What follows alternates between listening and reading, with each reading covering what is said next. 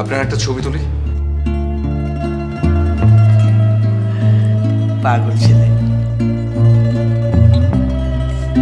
তুল দাঁড়িয়ে না বসে? তোমার ডিউটি মেন গেটে না? হ্যাঁ, তুমি এখানে কি করো?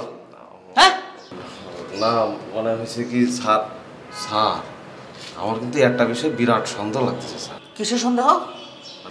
মানে এই যে আমাকে ওই যে মেহেদীপের মা, আমার কেন জানি মনে হয় স্যার এই পাগল টাগল হবে। এই জন্যই কিন্তু সেদিন মনে করেন পরিচয় দিচ্ছিল না।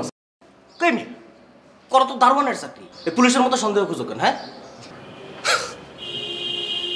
দোষ তো আমার না স্যার, দোষ তো কালারের। আমার কালার না, এই যে এই যে জামার কালার, এটাও খাকি, পুলিশেরও খাকি, খাকিতে মিলে গেছে। আমি কি করবো স্যার? তুমি যে আরেকজনের দরজায় কান পাততেছো, এটা যে একটা অপরাধ, এটা তোমার জানা আছে? স্যার আমি জানি, কিন্তু কথা কিন্তু এটাও সত্যি যে কিছু একটা হলে সবার আগে আমারই কোর্টে চালান করবে না। তুমি আসলে বেশি কথা কও। তোমার ডিউটি মেন গেটে, যাও যাও, মেন গেটে ডিউটি করো, যাও। এখানে যদি কোনো সমস্যা হয় ওটা দেখার জন্য আমি আছি। আপনি যে কিরাম আছেন সেটা আমি জানি, সবার আগে সম্পর্কটা আপনি মারবেন আমার সাথে। এই সব কারণে এই বাড়ির চাকরি আমি করবো না, বুঝছো? তোমরা বেশি কথা কও। এই বাড়ির চাকরি আমি ছাড়িয়ে দেবো। স্যার আমি আর একখান কথা কই স্যার। হ্যাঁ কও। হয়েছে কি, আমি যেই দিন এই ফ্ল্যাটে মানে এই বাড়ি যে চাকরিতে জয়েন করেছি, সেই দিন থেকে সকালেতে রাত পর্যন্ত আপনি 3000 করে এরকম চাকরি ছাড়েন। আজ পর্যন্ত কিন্তু ছাড়লেন না আপনি স্যার।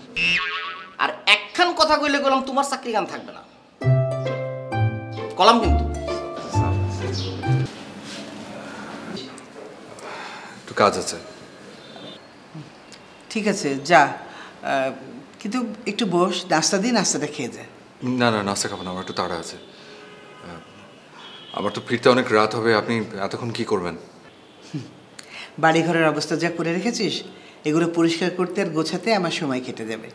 আমার জন্য চিন্তা করিস না, তুই তাড়াতাড়ি ফেরার চেষ্টা করিস।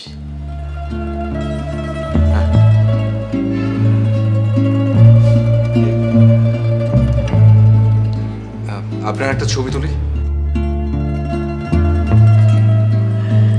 পাগল ছেলে, তুল দাঁড়িয়ে না বসে? না, বসে থাকলে হবে। আচ্ছা দাঁড়া, ঘুমটাটা দিয়ে নে তুল।